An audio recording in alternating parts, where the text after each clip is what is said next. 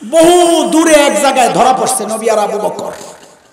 কিন্তু যারা ধরছে এরা কেউ চিনে না, নবীরও চিনে না, আবু বকরও চিনে না। পুরস্কারের ঘোষণা পায়া বাইর হইছেন। আবু বকর সামনে, নবী পেছনে।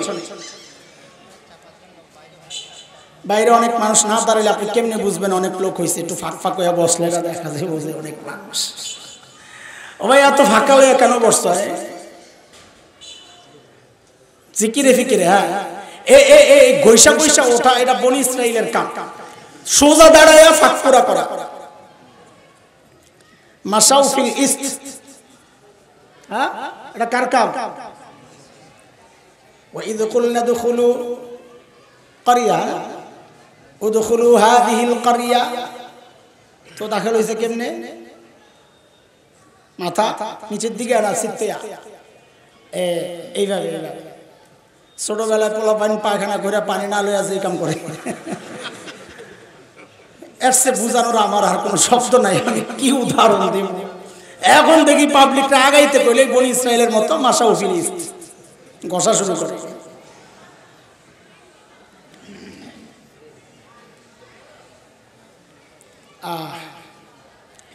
আবু বকরকে ধরছে নবী পেছনে। আবু বকর, আবু বকরও তো চিনে না। জিজ্ঞাসা ভাই মান হাযার রাজুল, এই বেটাটা। এখন আবু বকর যদি বলেন লা আদরি লা আরিফ, আমি চিনি না, জানি না, তো মিথ্যা হয়, সিদ্দিক কাটা যায়। আর যদি বলেন নবী ইউনা, ইনি আমার নবী, তো নবুয়ত শেষ। আবু বকর বিচক্ষণ মানুষ, উপস্থিত জবাব দিয়েছেন হাযার রাজুল ইয়াহদিনি, ইনি একজন মানুষ আমার রাস্তা দেখায়। কাফেররা মনে করছে পাহাড়ি রাস্তা চিনে চিনে না রাস্তা দেখায় না। আবু বকর তো নিয়ত করছেন ইয়াহদিনি ইলাল জান্নাহ, তিনি আমাকে জান্নাতের রাস্তা দেখায়। সাইয়েদনা ওমর বলেন আবু বকর আপনার সাথে একটা লেনদেন করতে চাই। আবু বকর বলেন কি লেনদেন করবেন? ওমর বলে আবু বকর আমার সারা জিন্দেগীর আমলগুলো আমি আপনাকে দিয়ে দিতে চাই। আবু বকর মানুষ ব্যাকল না, সচেতন, সতর্ক, চালাক, বিচক্ষণ, বুঝছেন এখানে কোনো ঘাপলা নিশ্চয়ই আছে। আস্তে করে জিজ্ঞেস করছেন ওমর আমারও তো দিবা, কিন্তু আমার কি দেওয়া লাগবে ভাই এটা কও আগে। ওমর বলে আবু বকর বেশি কিছু না, অল্প কিছু। বলে অল্পটাই কি? আবু বকর ওই যে সাউর গুহায় নবীর সাথে 3 দিন যে ছিলেন, ওই 3 দিন আমাকে দিয়ে দিবেন, আমি আর বিনিময়ে আপনাকে আমার সারা জিন্দেগীর আমল দিয়ে দিব। কয়দিন?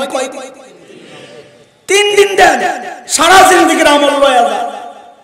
কিন্তু বিষয় হলো সাইয়্যিদিনা ওমর কি বুঝলেন গুমর, যে 3 দিন পাইলে আমি আগায়া যাব, সারা জিন্দেগীর আমল লাগবে না। এই গুমর আগে বুঝতে হবে, বুঝা দরকার কিনা কর ভাই। আমার বয়ান কিন্তু শুরু হয় নাই, বয়ান 2 লাইনের, এটা পরে কোন এখন ভূমিকা সাজাইতেছি।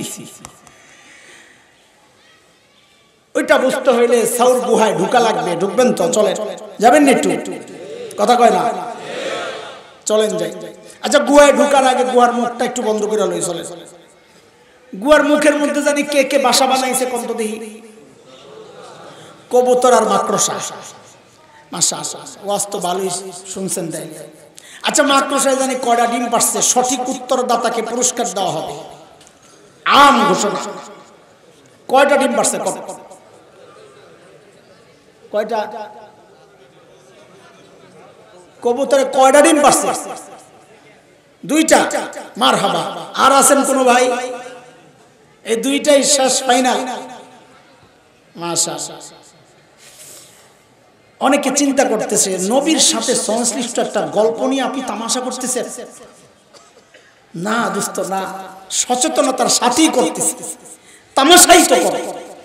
কেন? কারণ মুহাদ্দিসরা বলেছেন কবুতরের গল্পটা পুরাই জাল আর বানোয়াট মিথ্যা কাহিনী। তুমি তো ডিম পাড়ায় শেষ করে দিয়েছ। হ্যাঁ, মাকড়সার বাসার ব্যাপারটা আছে, কেউ বলেছেন জাল, কেউ বলেছেন দুর্বল। ধরে নিলাম দুর্বল, ওই হিসাবে কিছু কথা আগাই। গুহার ভেতরে নবী সর্বশ্রেষ্ঠ মানুষ, সাথে আবু বকর নবীদের পরে সর্বশ্রেষ্ঠ মানুষ। শ্রেষ্ঠ দুইজন মানুষ গুহার ভেতরে। আল্লাহ তাআলা চাইলে গুহার মুখটাকে পাথর দিয়া প্যাকেট করে ভেতরটাকে জান্নাতের টুকরা বানাইতে পারতেন না? কথা বলেন, পারতেন? আল্লাহ তা করলেন না। কি দিয়া ঘুরলেন? মাকড়সার জাল দিয়া। কেন? এটা অনেক শক্তিশালী, কাফেররা মাকড়সার জাল ছিন্ন করে ভিতরে ঢুকতে পারবে না, এই জন্য। মাকড়সার জাল অনেক শক্তিশালী না দুর্বল? সূরা আনকাবুতে আল্লাহ কি বলছেন? ওয়া ইন্না আওহানাল বুয়ুতি লাবাইতুল আনকাবুত। জগতের সবচেয়ে দুর্বল ঘরের নাম কি? মাকড়সার ঘর। আল্লাহ দুর্বল ঘর দিয়া তার প্রিয় হাবিবের রক্ষার ব্যবস্থা, নিরাপত্তা কেন দিলেন? আমাকে আপনাকে আল্লাহ উৎসাহ দিচ্ছেন, উৎসাহ। এরে আমার বান্দারা, দেখ তাকায়া, আমি যদি আমার দ্বীনকে বাঁচাতে চাই তো আমার পারমাণবিক অস্ত্র লাগে না, ট্যাঙ্ক কামান সাবমেরিন লাগে না, আমি ওই মাকড়সার জাল দিয়ে আমার দ্বীনকে বাঁচাইয়া দিতে পারি। দরকার আবু বকরের মতো ঈমান। শেখ ওমর মুখতার রহমতুল্লাহ আলাইহি নাম শুনছে? পোলাপাইন বিপ্লব করব আবার। আরে সময়ের বিপ্লবীদেরকে না চিনলে কর্মপন্থা কেমনে নির্ধারণ করবা? শেখ ওমর মুখতার বিপ্লবী মুজাহিদ কাছে আসছে, ভিতরে আর জায়গা আছে তো ফাঁকা, দেন না একটু, আরেকটু আসেন। শেষ বয়ান তো আর হবে না, অল্প আধা ঘন্টার মধ্যে শেষ করব। আধা ঘন্টাও পারবো না। যারা বসার ইচ্ছা আছে আপনারা ঢুকে যান, ঢুকে ফাঁকা পুরা করেন, কেউ আর ঠেলে নিল, ঠেলার দরকার নাই। যার ইচ্ছা আছে ফাঁকা দিয়ে ঢুকে বসে পড়ে। খেয়াল করে, খেয়াল করে। শেখ ওমর মুখতারের কাছে একজন আসছে, হযরত উপায় নাই, এলাকা ছাড়া লাগবে। বলে কেন? বলে গভর্নমেন্ট সিদ্ধান্ত নিয়েছে বোম্বিং করবে, বোম্বিং। আমাদের তো বিমান বিধ্বংসী কোনো অস্ত্র নাই, আমরা শেষ হয়ে যাব। শেখ ওমর মুখতার বড় আজীব এক জবাব দিয়েছেন, ঈমান দীপ্ত জবাব, কিন্তু জবাবটা দিয়েছেন প্রশ্নের আদলে। তিনি জিজ্ঞেস করলেন, আচ্ছা আমাকে বলো তো, আমাকে বলো ওই বিমানগুলা আরশের উপরে দিয়া যায় না আরশের নিচে দিয়া যায়?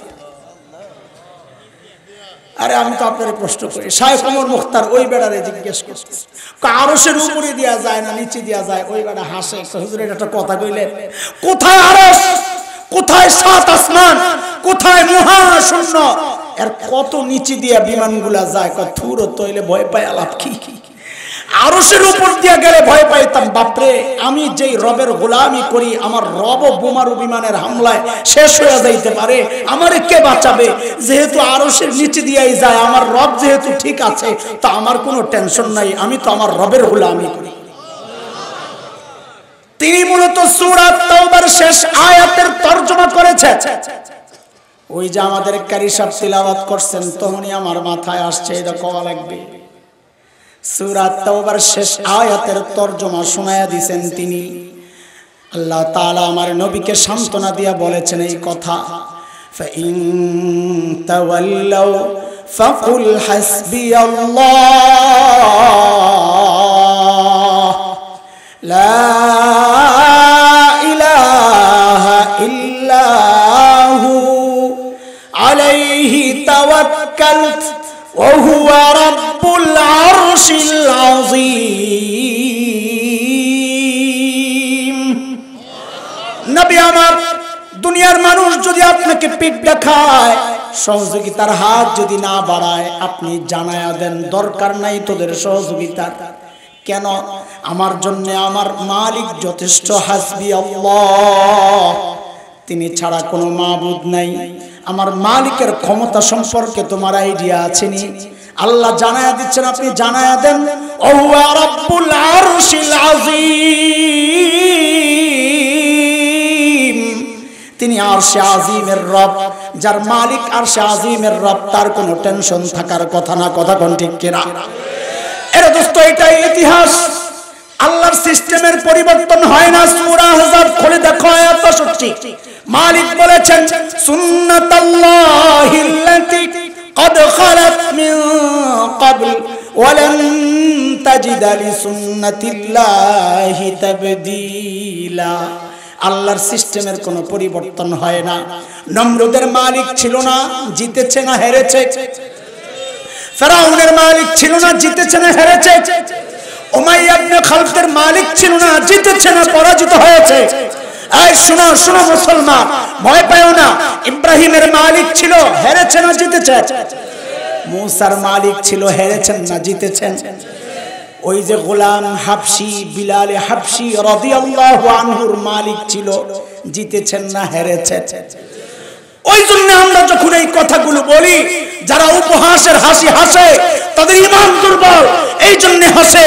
আমরা যখন বলি ভারতের পতন অনিবার্য, তারা হাসে, হাসির কোনো কারণ নাই। দোস্ত, ভারতের মালিক নাই, ধ্বংস অনিবার্য। আমেরিকার মালিক নাই, ধ্বংস অনিবার্য।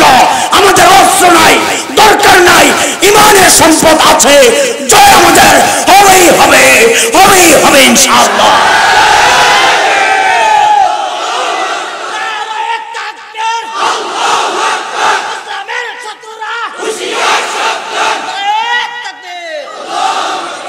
ঘাবড়ায় আলাপ নাই, ভয় পায় আলাপ নাই। মুসলমান, হুজুম পেচার ভেসকিতে যদি তুমি ভয় পাও তো কিসের মুসলমান? তাদের হাজারো শক্তি থাকতে পারে, কিন্তু এগুলা সব বিড়ালের মুখ, কোথায় থাকে। আর যার দিলকে আমি শক্ত করে দেই, সে তো পোড়া কপাল, হতভাগা, এবং এরা গোমরাহিতে নিমজ্জিত হয়। সূরা জুমার আয়াত নাম্বার 22 রব্বে কারীম বলেন, আফামান শারাহাল্লাহু সাদরাহু লিল ইসলাম ফাহুয়া আলা নূরিন মির রাব্বিহি ফাওয়াইলুল লিল কাসিয়াতি কুলুবুহুম মিন যিকরিল্লাহ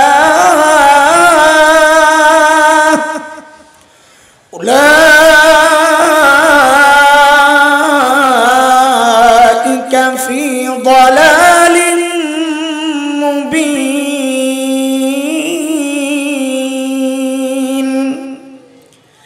এই আয়াতের মধ্যে রব্বে কারীম এই কথাগুলো বলেছেন। মুহতারাম হাজরিন, যে মহান মালিক এই নিয়ামতে আমাদেরকে ধন্য করলেন, ওই মালিকের শুকরিয়া আদায় করি আলহামদুলিল্লাহ। আমার বড় খুশ কিসমত, কিংবদন্তি তুল্য উস্তাদুল হুফাজ হযরত হাফেজ ফয়জুর রহমান রহমতুল্লাহ আলাইহির স্মৃতি বিজড়িত এই মাদ্রাসা। ছোটবেলায় আসছি আমরা, যখন এর আশপাশে খাল বিল ছিল, মাছ ধরতে আসছিলাম আরজাবাদ মাদ্রাসা হেফজখানায় যখন পড়ি। সৌভাগ্য এই জন্যে যে আমার আগে এবং পরে দুই পাশ থেকে আমাকে দোয়ার জন্য বেষ্টন করেছেন সময়ের দুইজন শ্রেষ্ঠ বুজুর্গ। আগে তো বয়ান করে গেছেন হযরত মুফতি দিলওয়ার হোসেন হাফিজাহুল্লাহ, আর পরে তো হযরত আসতেছেন আমাদের মুরব্বী হযরতুল আল্লামা হেলালউদ্দিন দামাত বারাকাতুহুল আলিয়া। ও ভাই, আমি মুফতি না, মাঝখান দিয়ে কথাটা বলে নি, পাবলিক তো ধোকা খাবে, মনে করবে বড় হুজুর দাওয়াত দিয়ে আনছে। না, আল্লামার তো প্রশ্নই আসে না, এটা তো অনেক বড় শব্দ, এটার ওজন সামলানোর ক্ষমতা আমার নাই, যোগ্যতাও নাই। আগে খুব মানা করতাম, এখন আর মানা করি না, কারণ এখন আল্লামা নিজেই হালকা হয়ে গেছে। মাদ্রাসায় পড়ে নাই এমন মানুষের নামের শুরুতেও দেখি আল্লামা লাগায়, মাশাআল্লাহ। তো বুঝছি যে আল্লামা আর আগের আল্লামা নাই, ওটা বুড়ো হয়ে গেছে, এখন আমার সাথে লাগে। কিন্তু মুফতিটা এটা বড় বেশি খেয়ানত হয়ে যায়। আমি পড়ি নাই ইফতা, তো এই জন্য জানে না, হয়তো আয়োজকরা দিয়ে দিছে। ওনারা এই খেয়ানত করবে না, কিন্তু কোথাও কোথাও নামের সাথে যত বেশি লেনজা লাগানো যায়, আয়োজকরা মনে করে অতই ফায়দা, কারণ পাবলিক মনে করে ছোট মোটো হুজুর দাওয়াত দেয় নাই, অনেক বড় হুজুর দাওয়াত দিচ্ছে, ধোকা খায়া যায়। তো যেন ধোকা না খান, এই জন্য বলে দিলাম আমি মুফতি না, আল্লামাও না। তো আমার দুই পাশে দুই মুফতি আর দুই শেখুল হাদিস এবং দুই আল্লামা, মাঝখানে আমি চিপায় পড়ছি। আলহামদুলিল্লাহ, এটা আল্লাহর বড়, আল্লাহ তাআলার শুকরিয়া যে আল্লাহ আমাদের বড়রা যেই মজলিসে কথা বলেন, আল্লাহ বড়দের খাদিম হিসাবে ওই মজলিসে বসার তৌফিক দান করেছেন। আলহামদুলিল্লাহ। মুহতারাম হাজিরিন, যেহেতু সীমাবদ্ধতা আছে এই জন্যে সাউন্ড সিস্টেম ওইভাবে করা, কিন্তু এই সিস্টেমে আমাদের জন্য কথা বলা কষ্ট। আপনাদের কাছে খুব একটা মুসিবত মনে না হইলেও আমাদের জন্য এটা অনেক বড় বিপদ, যারা প্রতিদিন কথা বলতে হয়। আর গত কয়েকদিন অনেক চিল্লায় একেবারে আমি কাহিল হয়ে গেছি। তো এইটা আমার জন্য একটু মুশকিল। তো দোয়া করেন যেন আল্লাহ আসান করে দেন। যে কথাগুলো বলতে চাচ্ছি ওই কথাগুলো যেন সহজে আপনাদের কাছে প্রকাশ করতে পারি। রব্বি ইশরাহ লি সাদরি ওয়া ইয়াসসির লি আমরি ওয়াহলুল উকদাতাম মিন লিসানি ইয়াফকাহু কওলি। সূরা হাশরের ছোট্ট একটা আয়াত তিলাওয়াত করেছি।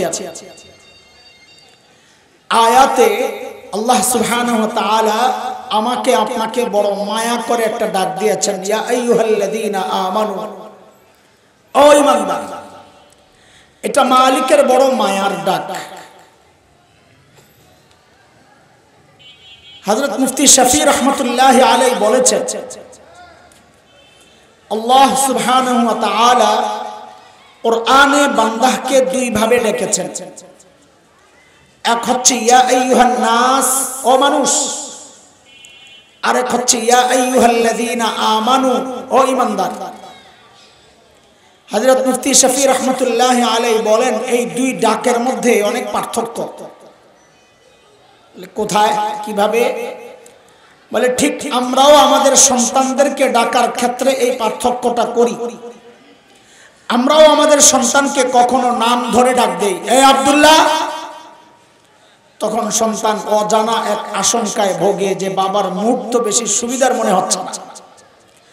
আবার কখনো কখনো সন্তানকে বাবা আর সন্তানের যে সম্পর্ক, ওই সম্পর্ক ধরে ডাক দেই, আব্বু। তো সন্তান বুঝে বাবা আমাকে মায়া করে ডাক দিয়েছে। ঠিক আল্লাহ যখন ডাক দেন ইয়া আইয়ুহান নাস, ও মানুষ, তো বুঝে নেওয়া আল্লাহ হয়তো রেগে আছে।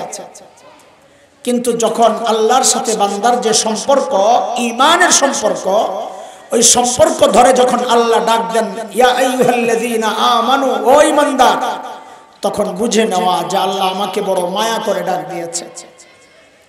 আমি যে আয়াত পড়েছি এই আয়াতেও আল্লাহ মায়া করে ডাক দিয়েছেন। মালিক কি বলেন? ইয়া আইয়ুহাল্লাযীনা আমানু তাকুল্লাহ ওয়াল তানজুর নাফসুম মা কদ্দামাত লিগাদিন ওয়াত্তাকুল্লাহ।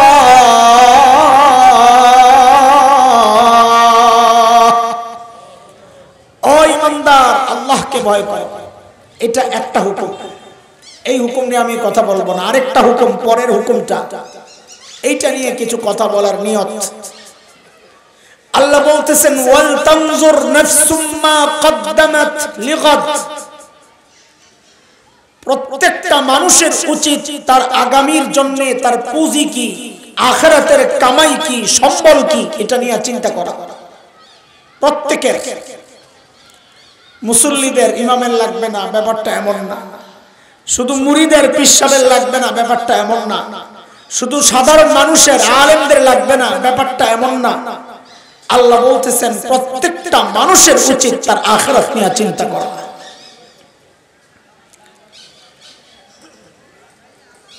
ভাই সামনে ফাঁকা পুরা করে ফেলো, একেবারে সামনে চলে আসো। মাশাআল্লাহ,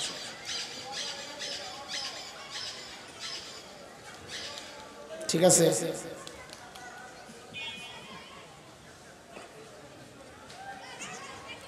আল্লাহ তাআলা বলতেছেন প্রত্যেকটা মানুষের উচিত তার আখিরাত নিয়ে চিন্তা করা।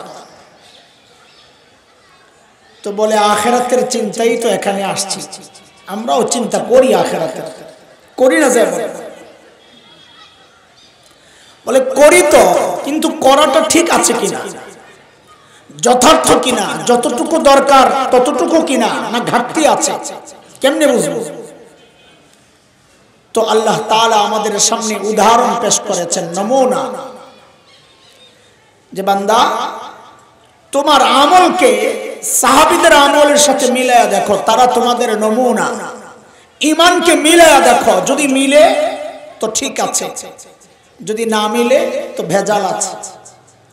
فإن آمنوا بمثل ما آمنتم به فقد اهتدوا وإن تولوا فإنما هم في شقاق।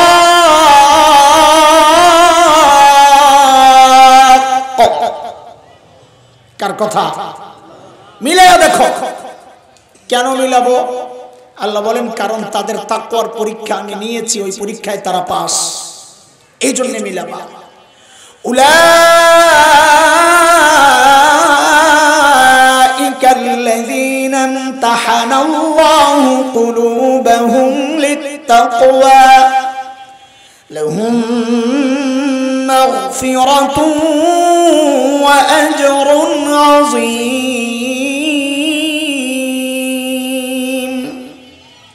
আল্লাহ বলেন তাকওয়ার পরীক্ষা নিয়েছি, ওই পরীক্ষায় পাস তারা। তুমিও যদি পাস করতে চাও তো তাদের সাথে নিজের সব কিছুকে মিলাও। সূরা তাওবার মধ্যে আরো ক্লিয়ার করছেন আল্লাহ তাআলা। আল্লাহ বলতেছেন والسابقون الأولون من المهاجرين والأنصار والذين اتبعوهم بإحسان رضي الله عنهم ورضوا عنه وأعد لهم جنات تجري تحتها الأنهار خالدين فيها أبدا ذلك الفوز العظيم। এই আয়াতে আল্লাহ বলতেছে সংক্ষেপ কথা, যে ফেরেশতারা সাহাবীরা আমার উপর রাজি ছিল, আমিও রাজি, তো বলে তাদের জন্য জান্নাত তৈরি করে রাখছি। বলে আল্লাহ আমাদের কি হবে? তো এই আয়াতের মধ্যে আল্লাহ ছোট্ট করে জানায়া দিয়েছেন ওয়াল্লাযীনা তাবাউহুম বিইহসান, যার ঈমান সাহাবীদের ঈমানের মতো হবে, যার আমল সাহাবীদের আমলের মতো হবে, যার তাকওয়া আর ইখলাস সাহাবীদের মতো হবে, আল্লাহ বলেন বান্দা তোমার উপরও আমি রাজি, তোমার জন্য জান্নাত তৈরি করে রাখছি। এখানে ছোট্ট একটা সূক্ষ্ম কথা বলে রাখি, সাধারণদের অত ফায়দা হবে না এই কথায়। আলেম অনেক সময় এলেম কালাম কম ওয়ালা মানুষের থেকেও ফায়দা নেওয়া যাইতে পারে, মাইন্ড করেন না আপনারা। আমি তো খোসা বেশি খাইছি, এই জন্য এগুলোর ব্যাপারে আমার অভিজ্ঞতা একটু বেশি। কিছু ভাই আছে আমাদের, এরা আমরা যারা মাযহাব মানি, এদেরকে সাধারণের সামনে লজ্জিত করার জন্য, বিব্রত করার জন্য কিছু অমূলক প্রশ্ন মানুষের সামনে পেশ করে। এরা কারা? এরা বেশিরভাগ ওই সমস্ত মানুষ যাদের ওস্তাদ ফদিলাতুল শেখ আল্লামা মুফতি ইন্টারনেট লানাতুল্লাহি আলাইহি,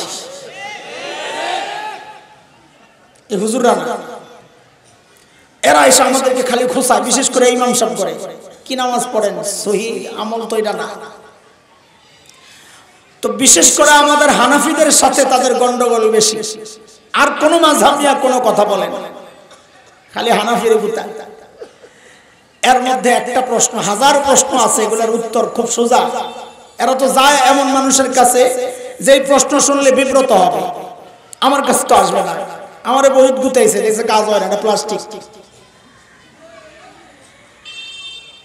প্রশ্নটা হচ্ছে, আমাদের একটা ফিকহর কিতাব আছে হানাফি মাযহাবের, আমাদের মাদ্রাসাগুলোতে পড়ানো হয়, হিদায়া।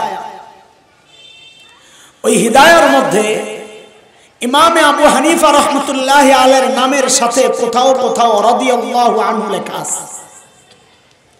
এখন সাধারণ মানুষ তার এগুলা বুঝে না।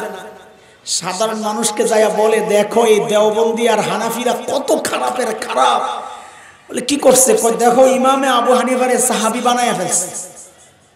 হিস্টরি দেখো, ইমামে আবু হানিফা নবী আলাইহিস সালামের ইন্তেকালের কতদিন পরে দুনিয়ায় আসছে দেখো, আর এরে বানাইছে সাহাবী। বলে কে বানাইছে? কই যে সাথে রাদিয়াল্লাহু লেখছে। রাদিয়াল্লাহু তো সাহাবী গো নামের পাশে লাগায়।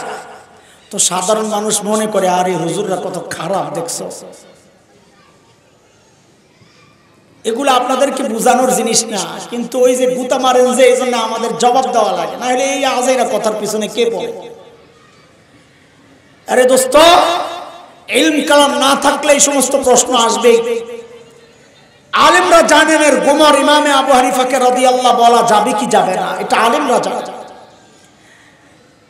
এই আয়াতটার প্রমাণ والسابقون الأولون من المهاجرين والأنصار, এই সবটা হচ্ছে সাহাবী। এরপরে ওয়াও আতফ, এরপরে الذين اتبعوهم بإحسان, ওয়াওয়ের আগে হইলো মাতুফ আলাই সাহাবী। এই আপনারা কিচ্ছু বোঝার দরকার নাই, খালি 2-3 মিনিট একটু অন্য কাম করেন, সুবহানাল্লাহ পড়েন। শুধু আলেম যারা মনে চাইলে শোনেন, বুঝা গেলেও তো যাইতে পারেন, বলা যায়। আমি আপনাদেরকেও বুঝাইতে পারবো ইনশাআল্লাহ, তবে এই সময় আমি নষ্ট করবো না। এটা আলেমরা খোঁচা খায়, আলেমদেরকে জানাই দিতেছি। والسابقون الأولون من المهاجرين والأنصار, এটা হচ্ছে সাহাবী, সব সাহাবীদের কথা। ওয়াও লিল আতফ, الذين اتبعوهم بإحسان, এটা মাতুফ।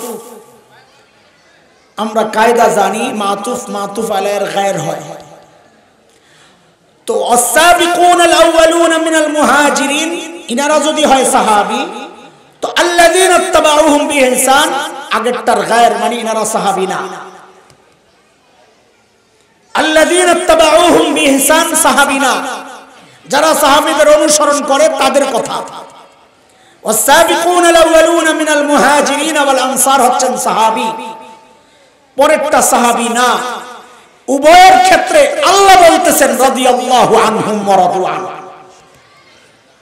বুঝা গেল সাহাবী ছাড়াও রাদিয়াল্লাহু পড়া যায়। কে পড়ছে? আবু হানিফাকে আমাদের এই জামিয়া মদিনাতুল উলুমের মুহতামিম সাহেবকেও যদি আমি রাদিয়াল্লাহু বলি সমস্যা নাই, কারণ তিনিও সাহাবীদের পদাঙ্ক অনুসরণ করেই তো চলতেছেন। আবু হানিফা তো বহুত দূরের কথা, বাদ দেন, এই সমস্ত আজাইরা পেছালে গেলে মূল কথা বলা যাবে না। আমার ঈমান, আমার আমলকে সাহাবীদের আমলের সাথে মিলায়া দেখতে হবে। হ্যাঁ, সাহাবীদের মতো হুবহু হবে না, হুবহু হবে না। হুবহু হইলে আল্লাহ আমাকে এই যুগে পাঠাইতেন না, ওই যুগেই পাঠাইতেন। ছোটবেলায় একটা গজল গাইতাম আমরা, এখনো বাচ্চারা গাইতে পারে। জন্ম যদি হতো মোদের রাসূল পাকের কালে, আহা রাসূল পাকের দেশে, বাস আর কোনো না। গজলের বিরুদ্ধে আমি কইতে কইতে শেষ। এখন পরে এই ইউটিউবওয়ালারা একটু গজল নিয়ে কব হাসান জামিলের গজল, তখন গজলওয়ালারা আবার আমার বিরুদ্ধে খেপ হয়। গজল কয় নিজে, আমগো বিরুদ্ধে কয়।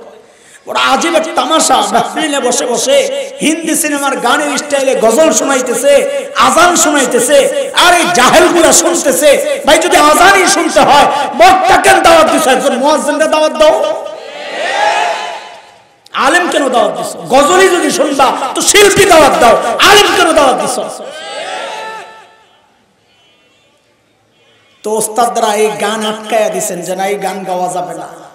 কেন? যে রসুলের যুগে জন্ম হতো এই আশা করতেছ বৈশা বৈশা। আচ্ছা, এর আগে আর একটা গল্প শুনে নেন, আমাদের এক বুজুর্গের গল্প। এক পাহাড়, গাছগাছালি কিচ্ছু নাই, শুকনা পাথরে। বুজুর্গ পাহাড়ের কোনায় যায় চিন্তা করতেছে, আহারে এই পাহাড়টার মধ্যে যদি গাছগাছালি থাকতো, সবুজাভ হতো, কত সুন্দর লাগতো। আল্লাহ এলহাম করছেন, দিলের মধ্যে এলকা করছেন, আল্লাহ কথা ঢাইলা দিচ্ছেন দিলের মধ্যে, কি খবর?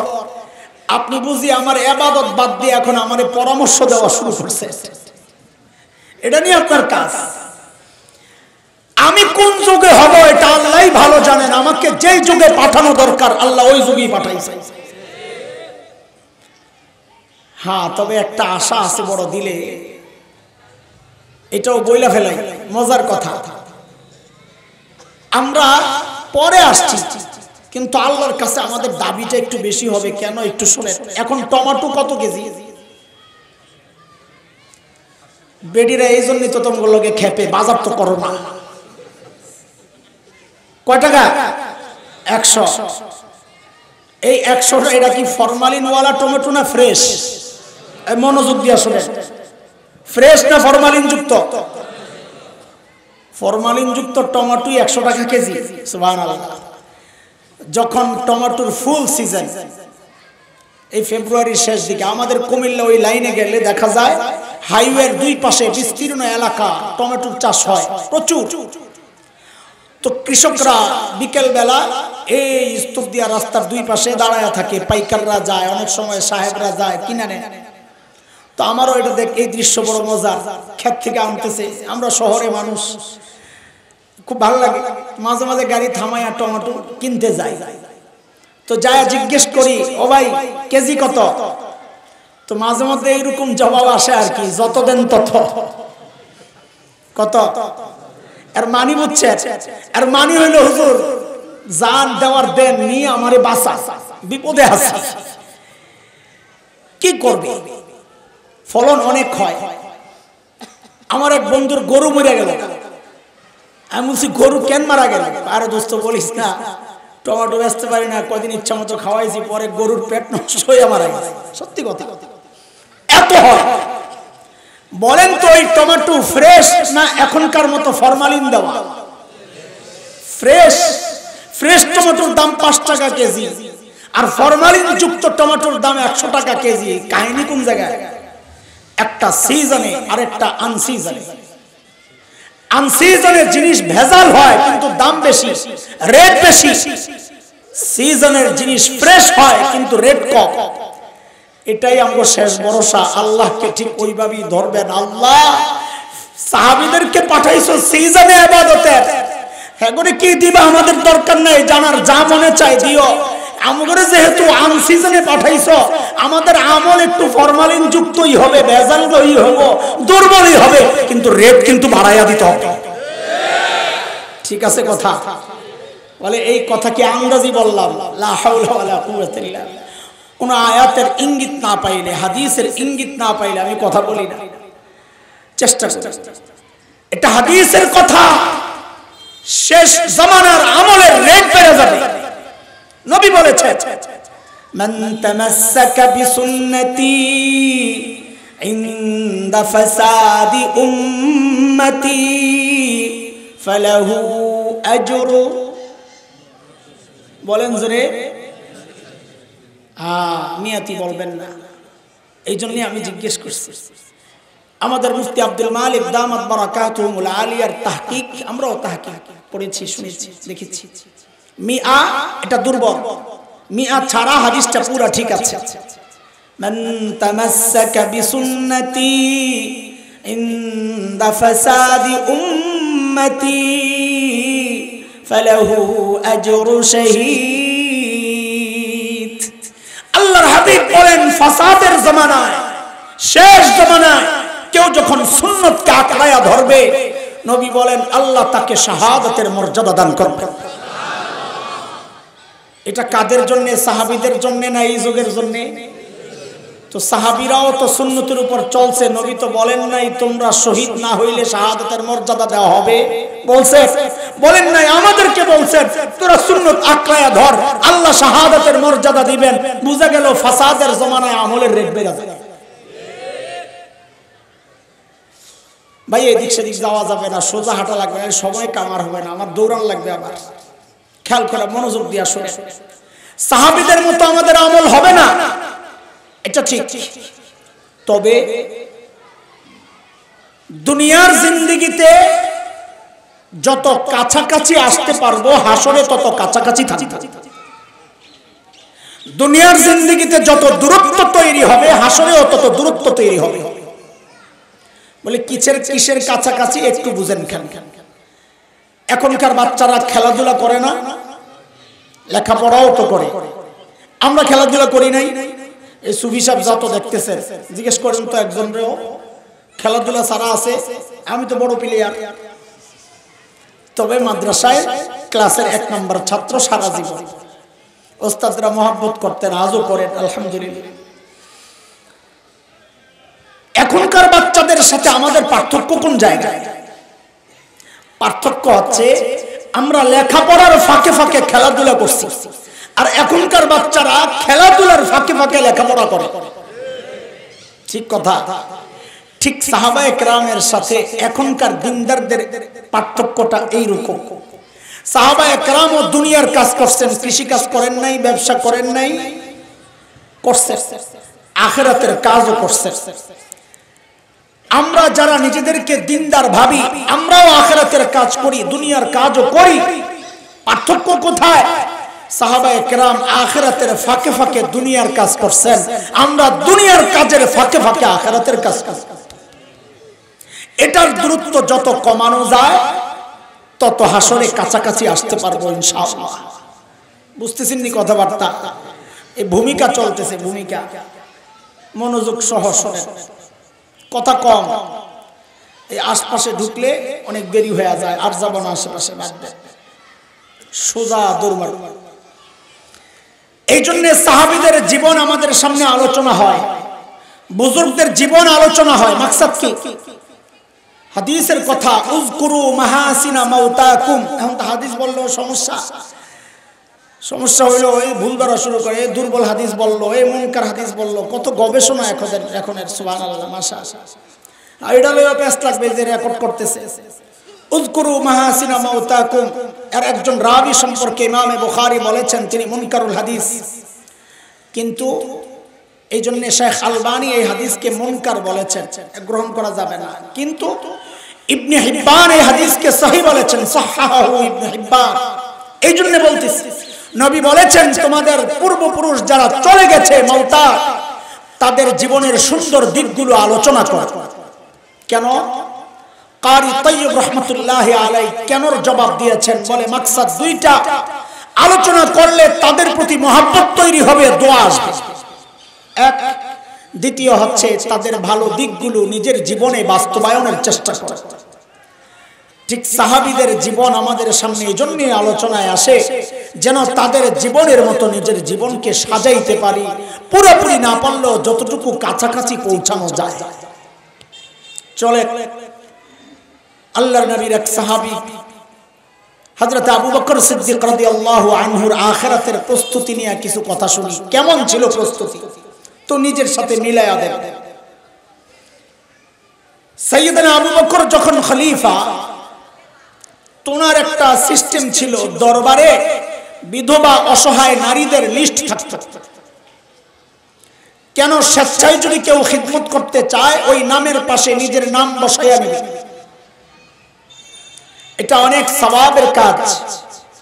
নবী আলাইহিস সালাম বলেছেন, যে ব্যক্তি অসহায়, বিধবা আর ইয়েতিমের কাফিল হবে, জিম্মাদার হবে, ওই ব্যক্তি আর আমি জান্নাতে পাশাপাশি থাকব। অনেক সওয়াবের কাজ। এই সওয়াবের কাজ এখনকার পোলাবেন করব থাক দূরের কথা, নিজের বিধবা মায়েরই তো খেদমত লয় না, খবর লয় না। পোড়া কপাল। একদিন হযরত ওমর আসছেন রাদিয়াল্লাহু আনহু, কোন এক বিধবার খিদমত করবেন এই নিয়তে। লিস্ট খুঁজে দেখেন যে একটা নাম শুধু খালি, সব নাম বুকড হয়ে গেছে। হযরত ওমর ওই নামের ঠিকানা নিয়ে পরদিন সকালে বুড়ির বাড়িতে যায় হাজির, ফজরের নামাজের পরপর। কখন? আমার সাথে কথা না বললে কিন্তু আমার কথা থাইমা যাবে, জবাব দেওয়া লাগবে। আমিন বাজারে মানুষ দৌড়ায় কি দিয়া? হাত দিয়া না পাও দিয়া? ও তো আমাকে ঢাকার লোকে মিল আছে। তুমি ঢাকাও আমরা পাও দিয়েই দৌড়াইতাম, এখনো দৌড়াই, আজকেও দৌড়াইছি। দৌড়ানি খাইছি না, দৌড়াইছি। আবার কোনটা মনে করেন আল্লাহ জানে। দৌড়াইছি। আইদ্দু লাহুম মাস্তাতাতুম মিন কুওয়ার অংশ হিসাবে, অন্য কোনো মাকসাদ নেই।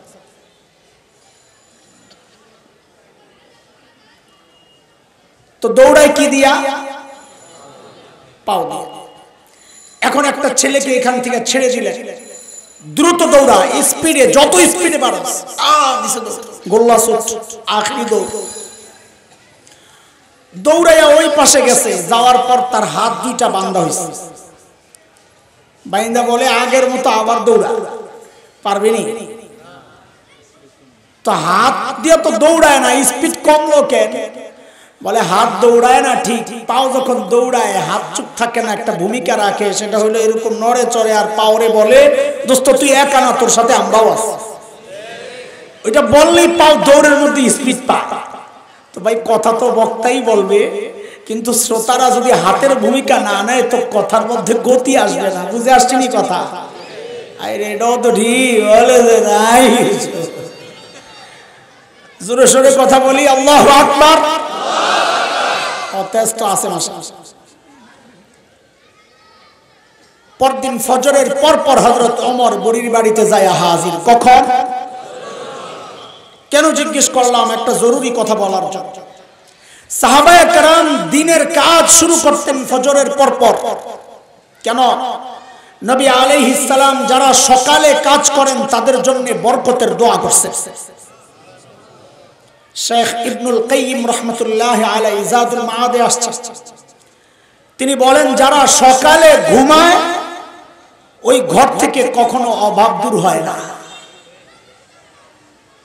এই জন্য সকালে ঘুম বাদ ইনশাআল্লাহ। ছাত্ররা, মাদ্রাসার ছাত্র সকালে না ঘুমাইলে তো আহারে সারাদিন আর ক্লাস করতে পারে না, খালি জিকির করে। সারাদিনে বরকত হবে না, নবীর দোয়া থেকে বঞ্চিত হবা।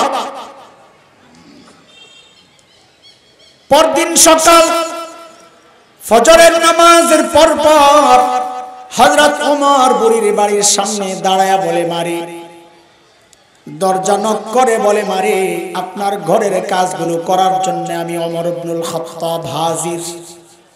আখিরাতের ফিকির দেখেন, এত বড় মানুষ ওমর গেছে বুড়ির বাড়ির কাম করে। আর ওই সময়ের কাজ কি জানেন? পানি আইনা দেওয়া, এটা বড় কাজ। ঘর ঝাড়ু দিয়ে দেওয়া, থালা বাটি ধুয়ে দেওয়া, এটা ওই সময়ের এই তিনটা বড় কাজ, আর কোনো কাজ থাকতো না।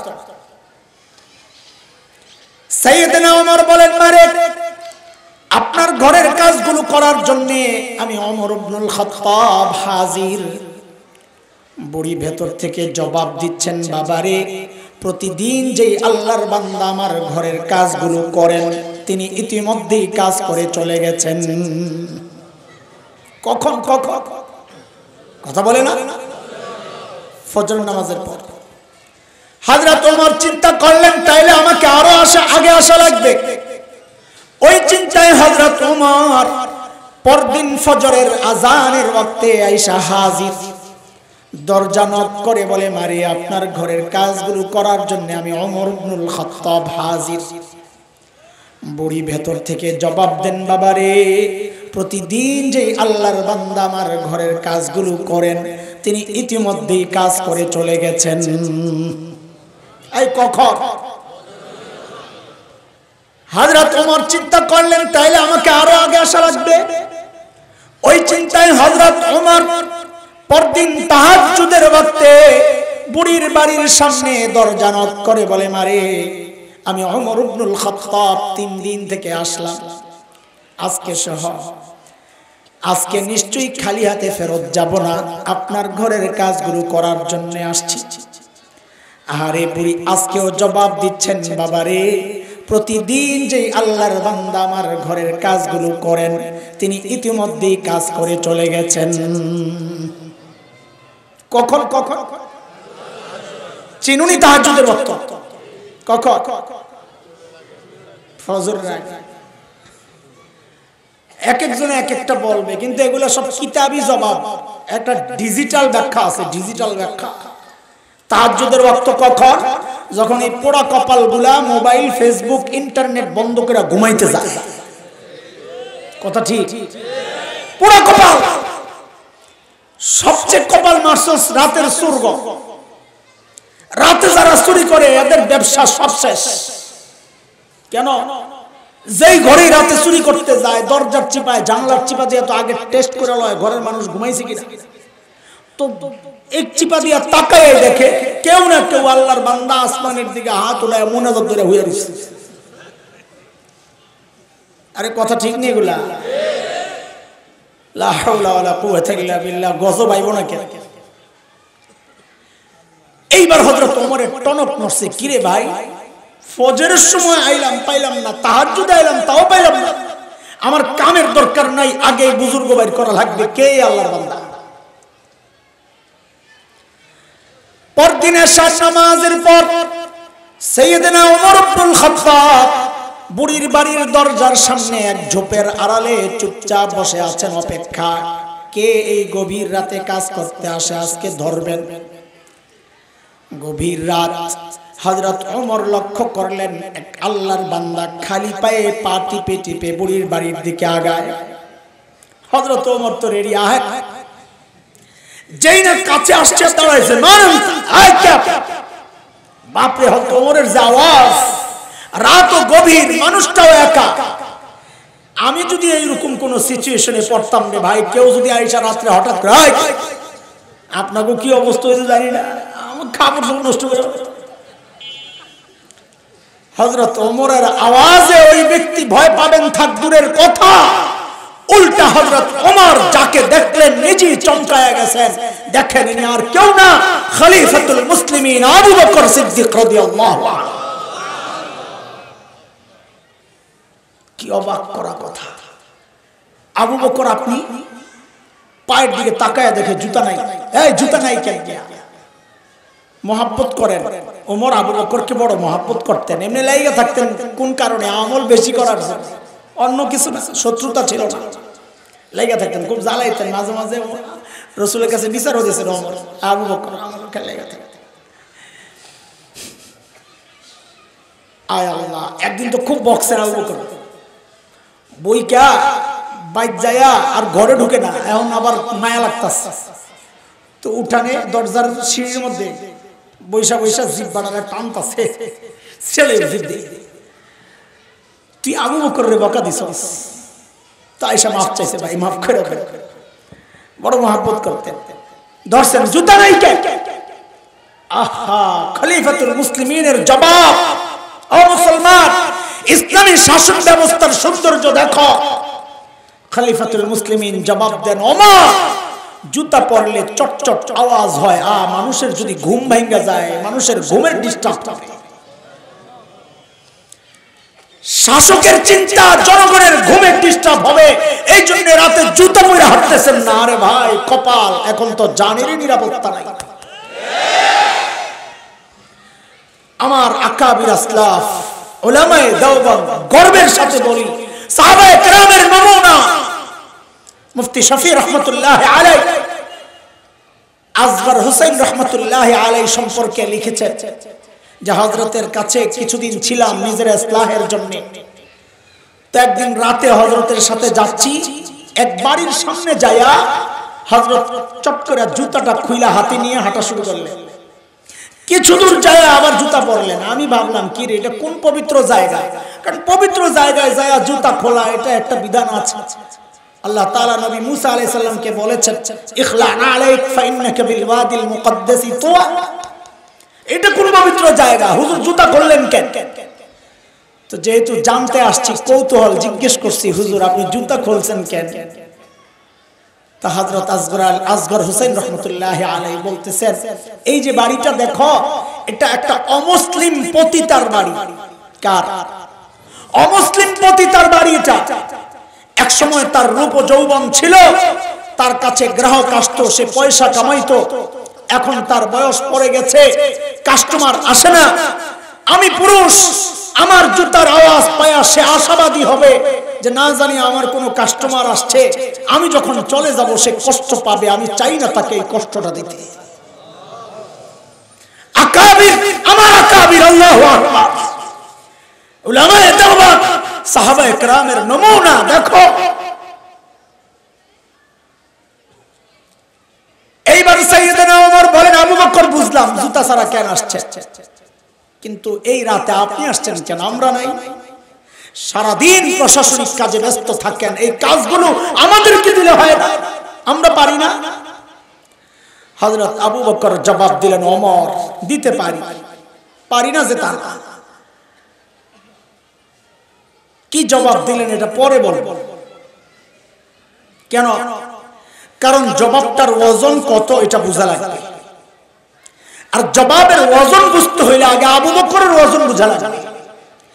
কারণ ব্যক্তির ওজনের উপর কথার ওজন ওঠানামা করে। রাস্তায় হাঁটতেছেন, এলাকার এক ভিক্ষুক আপনাকে বলল কালকে দেখা করিস, তোকে খুশি করে দিবে। আপনি মনে মনে হাসবেন, নিজে খেতে পায় না, ভিক্ষা করে খায়, আবার আমারে খুশি করে, পাগল কোথাকার। কিন্তু যদি এলাকার এমপি সাহেব বলেন এই কালকে দেখা করিস, তোরে খুশি করে দিব, তখনও কি উপহাস আর হাসি হাসবেন না আশাবাদী হবে?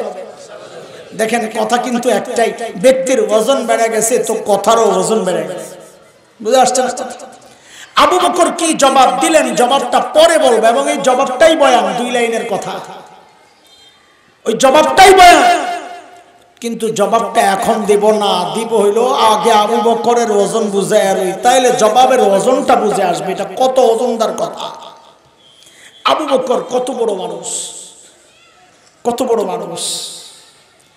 আম্মা জান আয়েশা রাদিয়াল্লাহু তাআলা আনহা মদিনার স্বচ্ছ পরিষ্কার আকাশের দিকে তাকায়া তাকায়া দেখেন লক্ষ লক্ষ নক্ষত্র দেখা যায়।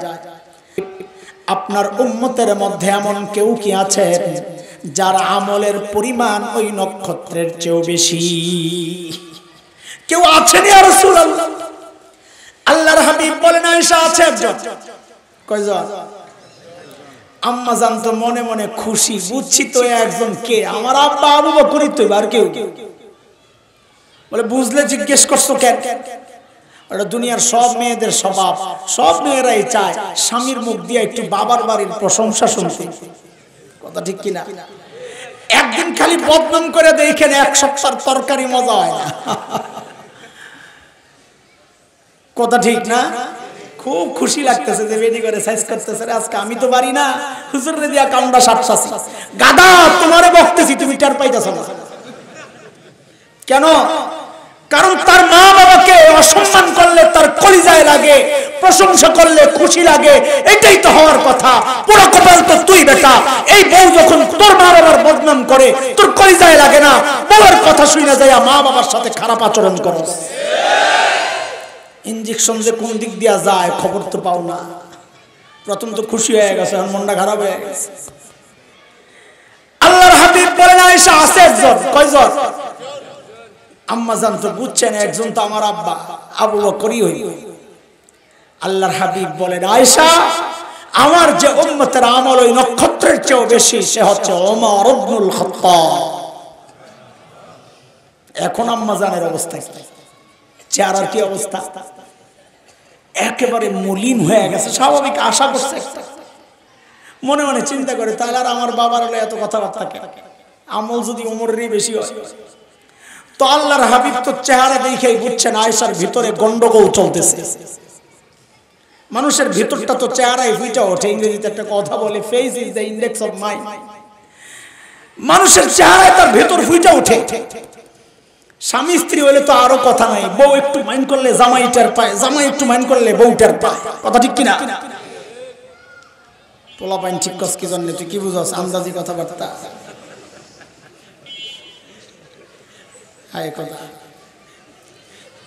আল্লাহর হাবিব বুঝছে গন্ডগোল চলতেছে। আল্লাহর হাবিব বলেন আয়েশা, তুমি কি ভেবেছিলা তোমার বাবার নাম বলবো, তাই না? আরে আয়েশা শোনো শোনো, তোমার বাবা আবু বকরের হিসাবটাই আলাদা। আমার গোটা উম্মতের আমল যদি এক পাল্লায় রাখা হয়, আর তোমার বাবা আবু বকরের আমল যদি আরেক পাল্লায় রাখা হয়, তো তোমার বাবা আবু বকরের আমলের পাল্লা ভারী হয়ে যাবে। আবু বকরের মর্যাদা, এত বড় মানুষ আবু বকর। একদিন হযরত ওমর আসছে, ওমর তো মাথায় খালি ঘুরে এটা কেমন আবু বকরের চেয়ে বেশি আমল করবে, এটা কোরআনের হুকুম, ওয়াসারিউ ইলা মাগফিরাতিন মির রাব্বিকুম ওয়া জান্নাহ, কোরআনের হুকুম, প্রতিযোগিতা করো। ওমর আয়েশা বলেন, আবু বকর আপনার সাথে একটা লেনদেন করতে চাই, লেনদেন। তা আবু বকর বলেন, ওমর কি লেনদেন করবেন দোস্ত বলেন? আবু বকর আমার জীবনের সমস্ত আমল আপনাকে দিয়ে দিতে চাই। আবু বকর তো টেনশনে পড়ে গেছে, ওমর এত ভালো মানুষ, সারা জিন্দেগি আমার সাথে আমল নিয়ে করলো প্রতিযোগিতা, আর এখন বলে সব দিয়ে দিব, এখানে কোনো গাপলা আছে? আবু বকর মানুষ তো ব্যাককল না, সরল সোজা। কি সরল সোজা? ব্যাককল আর সরল সোজার পার্থক্য যারা বুঝে না এরাই মৌলবি করে মনে করে ব্যাককল। সাদা সিধা মানুষ মনে করে দুনিয়ার কিচ্ছু বুঝে না। এই জায়গায় সঠিক সিদ্ধান্ত না নিতে পারলে তুমি নিজেই ব্যাককল। মুস্তফা আল হুসাইনি রহমতুল্লাহ আলাইহির নাম শুনছে? আমাদের দেলোয়ার শাহ হুজুর এই গল্প শোনাইছে, হুজুর বয়ান করে গেছে, দেলোয়ার হুজুর শোনাইছে। মুস্তফা আল হুসাইনি রহমতুল্লাহ আলাইহি এক জায়গায় মাহফিল করে যাচ্ছিলেন, তো রাস্তায় একটা রেস্টুরেন্টে খেতে বসছে, খায়া একটা হাড্ডি ছিল ওটারে চাবাইতেছেন সুন্দর করে, হক আদায় করে। পাশের টেবিলে এক জেন্টলম্যান বসে বসে চা খায়। কি খায়? দুনিয়া এমন কিছু মানুষ আছে যারা দাড়িওয়ালা টুপিওয়ালা দেখলে এদের চুলকানি শুরু হয়, ওইটাও ওই ক্যাটাগরি। হ্যাঁ যখন দেখছে হুজুর হাড্ডি চাবায়, হ্যাঁ চিন্তা করছে হুজুরে যাই একটু সাইজ করি। আস্তে করে চায়ের কাপটা হাতে নিয়ে হুজুরের টেবিলের সামনে দাঁড়ায় বলে, এক্সকিউজ মি। হুজুর বলেন, ইয়েস বলেন। বলে, আচ্ছা হুজুর আপনাদের অঞ্চলে কুকুরে কি খায়? বুঝছেন নি? আর খোসা বুঝছেন নি? আপনি যেমনি হাড্ডি খাইতেছেন এটা তো কুকুরের স্টাইল, মানে হুজুরে কি বানায় দিয়েছেন হুজুবিল্লাহ। হ্যাঁ মনে করছে এই গুতা মারলে যেই হুজুর দেখা যায় মৌলবি, নাকের পানি চোখের পানি একাকার করে ফেলাইবো কান্দা। দেখা তো টের পা নাই কোন জায়গায় ধরা খাইছে। যেই না জিজ্ঞেস করছে, হাতে তো চায়ের কাপ, চা খাইতে লইছিল, যেই না জিজ্ঞেস করছে হুজুর আপনার এলাকায় কি খায়, কুত্তায় কি খায়, তো হুজুর নিচের দিকে তাকায় আস্তে করে কয়, আমগো এলাকায় কুত্তায় চা খায়।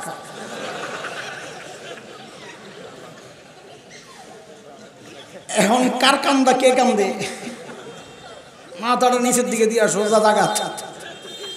এই মৌলবি করে ব্যাককল মনে করবা তো জায়গায় জায়গায় ধরা খাওয়া লাগবে, আগের থেকে সতর্ক করলাম। কাসেম নানতুবি রহমতুল্লাহ আলাইহি কত বড় বিপ্লবী বীর! গোটা ভারতের মুসলমান অমুসলিমরা যারা স্বাধীনতায় বিশ্বাসী, যার কথায় উঠে বসে, দারুল দেওবন্দের প্রতিষ্ঠাতাদের একজন, ছাত্রা মসজিদে থাকেন। দারুল দেওবন্দের দেওয়ালের পাশে একটা লাগোয়া মসজিদ, ছোট্ট। ইংরেজরা টের পাইছে, ধরার জন্য চারদিক থেকে ঘেরাও করছে, কাসেম নানতুবিকে গ্রেফতার করবে। কাসেম নানতুবি ভিতরে গেঞ্জি গায়ে দেওয়া, একটা লুঙ্গি পরা, ঝাড়ু দেয়, মসজিদ ঝাড়ু দেয়। আমাদের আকাশ মসজিদ ঝাড়ু দেয়। ইংরেজরা ভিতরে ঢুইকা মনে করছে এটা তো আর কাসেম নানতুবি হইব না। এরা তো মনে করছে এত বড় বিপ্লবী বীর, পেটটা তো কমবো কামবো দেওয়ান লাগে হুজুর মতো হওয়ার কথা। মানুষ যখন জাহেল হয় তখন তার কাছে এগুলাই যোগ্যতার উপলক্ষ হয়। কার টুপি পাঁচতলা হয় বড় মুয়াজ্জিন, কার হাবা কাবা বড় হয় বড় বিশ্বাস, কার পেট বড় সুবহানাল্লাহ, এক একটা পেট কি আল্লাহু আকবার। আমার এক দোস্ত বলে, এর বিরুদ্ধে আর কত বলবি তুই, তগমতো ঝামেলায় হ্যাঁ নাই। আমি তো কি ঝামেলা রে? বলে আমরা তো নামাজ নিয়ে গন্ডগোল, আহলে হাদিস ভাইরা কয় বুকে হাত বান্ধা লাগবে, আমরা হানাফিরা বলি না নাবির নিচে, কয় হুজুরের এই গঞ্জাম নাই। কি জন্য? কয় একটা হাতি যায়। এত বড় পেট, আল্লাহু আকবার। পাবলিক তো এই পেট দেখেই শান্তি, নাইলে কেন যায় তার কাছে আমি বুঝি না কিছু। ইংরেজরা যায়া জিজ্ঞেস করতেছে কাসেম নানতুবি, জিজ্ঞেস করতেছে কাসেম নানতুবি কাহা? এখন কাসেম নানতুবি যদি বলেন মুঝে পাতা নেই, আমি জানি না, তো মিথ্যা কথা হয়। আর যদি বলেন নাই হো তো ধরে নিয়ে যায়। আলেম ব্যাককল হয় না, বুঝাইতেছি। কাসেম নানুতুবি কি করছেন? জাগাত উপস্থিত বুদ্ধি বিচক্ষণ যেখানে দাঁড়ায়া ছিলেন ঠিক ওই জায়গা থেকে একটু সরছে। তো আগের জায়গাটা খালি হয়েছে না এখন? এমন একটা ভাব নিয়েছেন যে কথাটা বুঝতে একটু দেরি হয়েছে। হ্যাঁ কে আবার? ও আচ্ছা, কাসেম নানুতুবি ও তো আবি হাতে, উনি তো একটু আগে এখানেই ছিল। তো কথা তো মিথ্যা না, একটু আগে তো এখানেই ছিল, এখন তো সরে গেছে। ইংরেজরা মনে করছে একটু আগে এখানেই ছিল, এখন বুঝি পালায় গেছে। দিনদার বিচক্ষণ হয়, দিনদার ব্যাককল হয় না। কথাকার ইন্না ফি খালকিস সামাওয়াতি ওয়াল আরদি ওয়া ইখতিলাফিল লাইলি ওয়ান নাহার লা আয়াতিল লিউলিল আলবাব। আল্লাহ বলেন আমারে তো সেই চিনে যার মাথায় মগজ আছে। আর ওই নাস্তিক বিজ্ঞানী বলে এগুলা মগজ না, এগুলা সব ডিজিটাল গোবর। মগজ থাকলে মগজের সৃষ্টিকর্তাকে চিনত। কথা কও। সাইয়েদনা আবু বকর ব্যাককল না, মানুষ বড় চালাক, সরল সোজা। যখন সূরা লাহাব নাজিল হইল, এর মধ্যে তো আবু লাহাবের বউ উম্মে জামিল বিনতে হারব ইবনে উমাইয়া এর কথাও আছে, তোরও সাইজ করা হবে। উম্মে জামিল তো চেষ্টা শেষ, আমার কথাও বোঝা, খুব গরম বেড়ে আছে। রাস্তায় ঘুরতো যে মুফাসসিররা লেখেন, দূরের থেকে দেখলে বোঝা যায় তো না বেড়া না বেজি, এরকম একটা অবস্থা।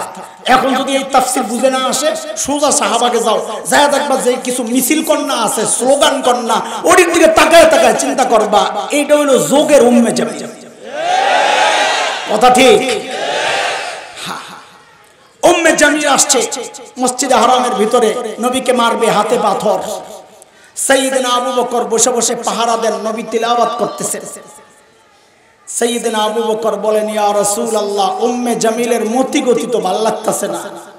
আল্লাহর হাবিব বলেন, আবু বকর দূর বোন, আপনি চিন্তা করেন না, উম্মে জামিল আমারে খুঁজেই পাইব না। কেন? কারণ আল্লাহ আগে জানাইয়া দিয়েছেন সূরা বনী ইসরাইল 45 আয়াত, যে আপনি যখন তিলাওয়াত করবেন তখন আপনার আর বেঈমানদের মাঝখানে আমি পর্দা লাগাইয়া দিব। فإذا قرأت القرآن جعلنا بينك وبين الذين لا يؤمنون بالآخرة حجابا مستورا। পর্দা দেখবে না। উম্মে জামিল আয়েশা খালি খুঁজে, আবু বকর তো হইছে বুঝছি, কথা তো ওইটাই। নবী খুঁজা পায় না, আবু বকরকে বলে, আবু বকর তোমার দোস্ত কই? এখন আবু বকর যদি বলে জানি না, তো মিথ্যা কথা হয়। আর যদি বলে ওই যে দেখো আমার দোস্ত, ওই যে, তোমার মিথ্যা কথাতে আমার লাগে বিতলামি করছে না, তো নবী নাই, কই দেখে তো না, মারবে আবু বকর রে। আবু বকর বড় চালাক, যে জিজ্ঞেস করছে আবু বকর তোমার দোস্ত কই, তা আবু বকর আস্তে করে বলেন খুঁজা দেখো। কি বলেন? খুঁজা দেখো। আয় মালিক। হিজরতের সময় নবী আর আবু বকর রাস্তায়, কাফেররা তো পুরস্কার ঘোষণা করছে, ধরলে 100, বহু দূরে এক জায়গায় ধরা পড়ছে নবী আর আবু বকর। কিন্তু যারা ধরছে এরা কেউ চিনে না, নবীরও চিনে না, আবু বকরও চিনে না। পুরস্কারের ঘোষণা পাইয়া বাইরেছেন, আবু বকর সামনে, নবী পেছনে। বাইরে অনেক মানুষ না দাঁড়ালে আপনি কেমনে বুঝবেন অনেক লোক হয়েছে? একটু ফাঁক ফাঁক হয়ে বসলে দেখা যায় বোঝে অনেক মানুষ। ও ভাই এত ফাঁকা হয়ে কেন বসছো? জিকিরে ফিকিরে, হ্যাঁ, গৈসা গৈসা ওঠা, এটা বনী ইসরাইলের কাম। সোজা দাঁড়ায় ফাঁক পুরা করা। মাসাউ ফিল ইস্ট, হ্যাঁ, এটা কার কাম? ওয়া ইয কুলনা দুখুলু ক্বরিয়া উদখুলু হাযিহিল ক্বরিয়া, তো দাখিল হইছে কেমনে? মাথা নিচের দিকে আর সিটতেয়া, এইভাবে। ছোটবেলায় পোলা পানি পায়খানা করে পানি না লইয়া যে কাম করে, এর সে বুঝানোর আমার আর কোনো শব্দ নাই। আমি কি উদাহরণ দিব? এখন দেখি পাবলিকটা আগাইতে কইলে বনী ইসরাইলের মতো মাসাউ ফিল ইস্ট ঘষা শুরু করে।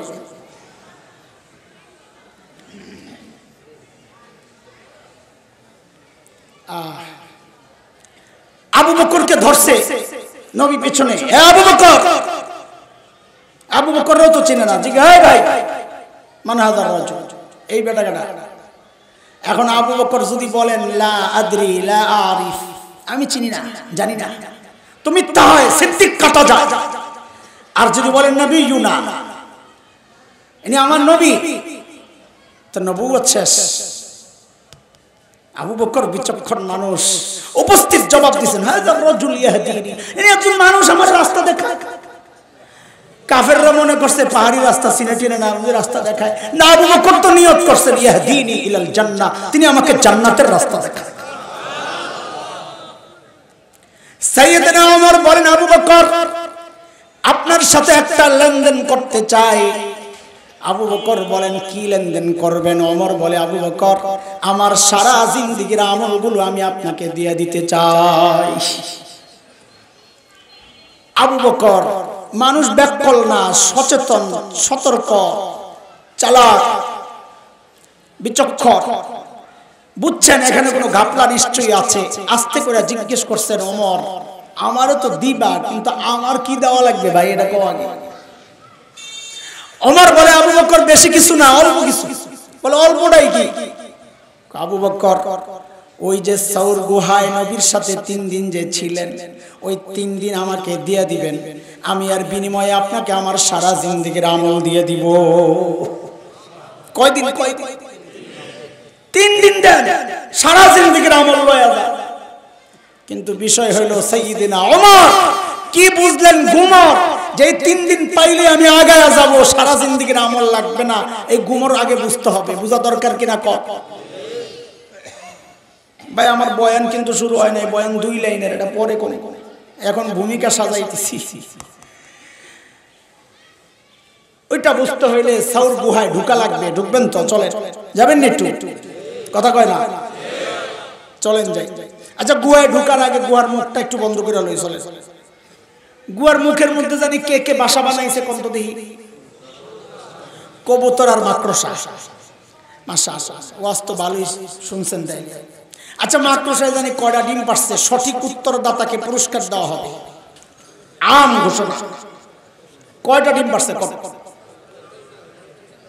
কয়টা?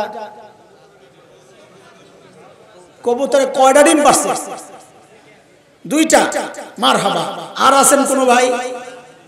এই 2টাই শেষ, ফাইনাল। মাশাআল্লাহ। অনেকে চিন্তা করতেছে নবীর সাথে সংশ্লিষ্ট একটা গল্প নিয়ে আপনি তামাশা করতেছেন। না দোস্ত না, সচেতনতার সাথেই করতেছে, তামাশাই তো করে। কেন? কারণ মুহাদ্দিসরা বলেছেন কবুতরের গল্পটা পুরাই জাল আর বানোয়াট মিথ্যা কাহিনী। তুমি তো ডিম পাড়ায় শেষ করে দিয়েছো। হ্যাঁ, মাকড়সার বাসার ব্যাপারটা আছে, কেউ বলেছেন জাল, কেউ বলেছেন দুর্বল। ধরে নিলাম দুর্বল, ওই হিসাবে কিছু কথা আগাই। গুহার ভেতরে নবী সর্বশ্রেষ্ঠ মানুষ, সাথে আবু বকর নবীদের পরে সর্বশ্রেষ্ঠ মানুষ। শ্রেষ্ঠ 2 জন মানুষ গুহার ভেতরে। আল্লাহ তাআলা চাইলে গুহার মুখটাকে পাথর দিয়ে প্যাকেট করে ভেতরটাকে জান্নাতের টুকরা বানাইতে পারতেন না? কথা বলেন, পারতেন? আল্লাহ তা করলেন না। কি দিয়া ঘুরলেন? মাকড়সার জাল দিয়া। কেন? এটা অনেক শক্তিশালী, কাফেররা মাকড়সার জাল ছিন্ন করে ভিতরে ঢুকতে পারবে না, এই জন্য। মাকড়সার জাল অনেক শক্তিশালী না দুর্বল? সূরা আনকাবুতে আল্লাহ কি বলছেন? ওয়া ইন্না আওহানাল বুয়ুতি লাবাইতুল আনকাবুত। জগতের সবচেয়ে দুর্বল ঘরের নাম কি? মাকড়সার ঘর। আল্লাহ দুর্বল ঘর দিয়া তার প্রিয় হাবিবের রক্ষার ব্যবস্থা, নিরাপত্তা কেন দিলেন? আমাকে আপনাকে আল্লাহ উৎসাহ দিচ্ছেন, উৎসাহ। এরে আমার বান্দারা দেখ তাকায়া, আমি যদি আমার দ্বীনকে বাঁচাতে চাই তো আমার পারমাণবিক অস্ত্র লাগে না, ট্যাঙ্ক কামান সাবমেরিন লাগে না, আমি ওই মাকড়সার জাল দিয়ে আমার দ্বীনকে বাঁচায়া যেতে পারি। দরকার আবু বকরের মতো ঈমান। শেখ ওমর মুখতার রহমাতুল্লাহ আলাইহি নাম শুনছেন? পোলাপাইন বিপ্লব করব আবার। আরে সময়ের বিপ্লবীদেরকে না চিনলে কর্মপন্থা কেমনে নির্ধারণ করবা? শেখ ওমর মুখতার বিপ্লবী মুজাহিদ কাছে আসছে, ভিতরে আর জায়গা আছে তো ফাঁকা, দেন না একটু আসেন, শেষ বয়ান তো আর হবে না, অল্প আধা ঘন্টার মধ্যে শেষ করব, আধা ঘন্টাও পারবো না। যারা বসার ইচ্ছা আছে আপনারা ঢুকে যান, ঢুকে ফাঁকা পুরা করেন, কেউ আর ঠেলেন না, ঠেলার দরকার নাই। যার ইচ্ছা আছে ফাঁকা দিয়ে ঢুকে বসা বসা খেয়াল করে। শেখ ওমর মুখতারের কাছে একজন আসছে, হযরত উপায় নাই, এলাকা ছাড়া লাগবে। বলে কেন? বলে গভর্নমেন্ট সিদ্ধান্ত নিয়েছে বোম্বিং করবে, বোম্বিং, আমাদের তো বিমান বিধ্বংসী কোনো অস্ত্র নাই, আমরা শেষ হয়ে যাব। শেখ ওমর মুখতার বড় আজীব এক জবাব দিয়েছেন, ঈমানদীপ্ত জবাব, কিন্তু জবাবটা দিয়েছেন প্রশ্নের আদলে। তিনি জিজ্ঞেস করলেন, আচ্ছা আমাকে বলো ওই বিমানগুলা আরশের উপরে দিয়া যায় না আরশের নিচে দিয়া যায়? আরে আমি তো আপনার প্রশ্ন করি। শেখ ওমর মুখতার ওই বেড়ারে জিজ্ঞেস করছে, আরশের উপরে দিয়া যায় না নিচে দিয়া যায়? ওই বেড়া হাসে, হুজুর এটা একটা কথা কইলেন, কোথায় আরশ, কোথায় সাত আসমান, কোথায় মহাশূন্য, এর কত নিচে দিয়া বিমানগুলা যায়? কয় থুর তইলে ভয় পায় আলাপ কি, আরশের উপর দিয়া গেলে ভয় পাইতাম, বাপরে আমি যেই রবের গোলামি করি, আমার রব বোমারু বিমানের হামলায় শেষ হয়ে যাইতে পারে, আমারে কে বাঁচাবে? যেহেতু আরশের নিচে দিয়াই যায়, আমার রব যেহেতু ঠিক আছে, তো আমার কোনো টেনশন নাই, আমি তো আমার রবের গোলামি করি। তিনি মূলত সূরা তাওবার শেষ আয়াতের তরজমা করেছেন। ওই যে আমাদের কারি সাহেব তিলাওয়াত করছেন, তখনই আমার মাথায় আসছে এটা কওয়া লাগবে। সূরা তাওবার শেষ আয়াতের তরজমা শোনায়া দিয়েছেন তিনি। আল্লাহ তাআলা আমার নবীকে সান্তনা দিয়া বলেছেন এই কথা, ফাইন তাওয়াল্লাউ ফাকুল হাসবিয়াল্লাহ লা ইলাহা ইল্লাহু আলাইহি তাওয়াক্কালতু ওয়া হুয়া রাব্বুল আরশিল আযীম।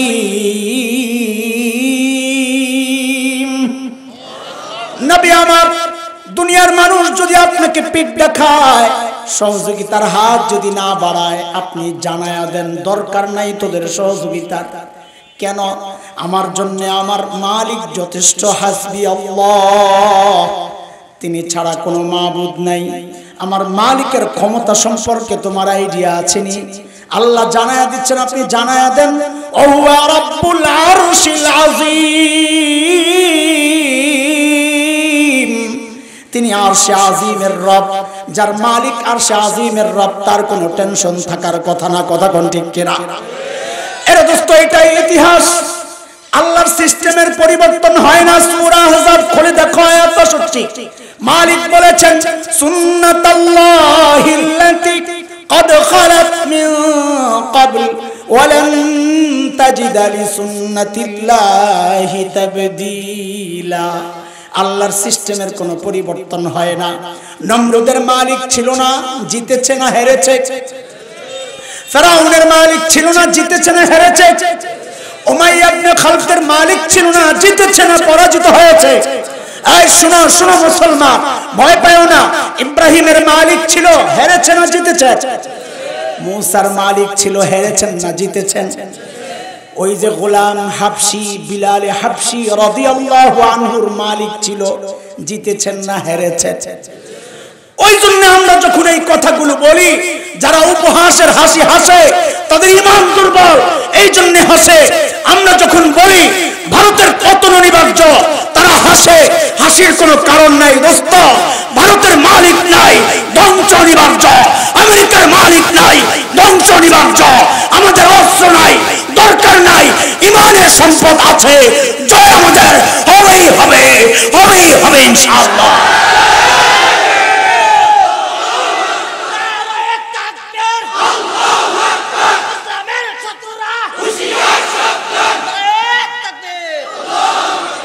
ঘাবড়ায় আলাপ নাই, ভয় পায় আলাপ নাই। মুসলমান, হুজুম পেচার ভেসকিতে যদি তুমি ভয় পাও, তো কিসের মুসলমান? তাদের হাজারো শক্তি থাকতে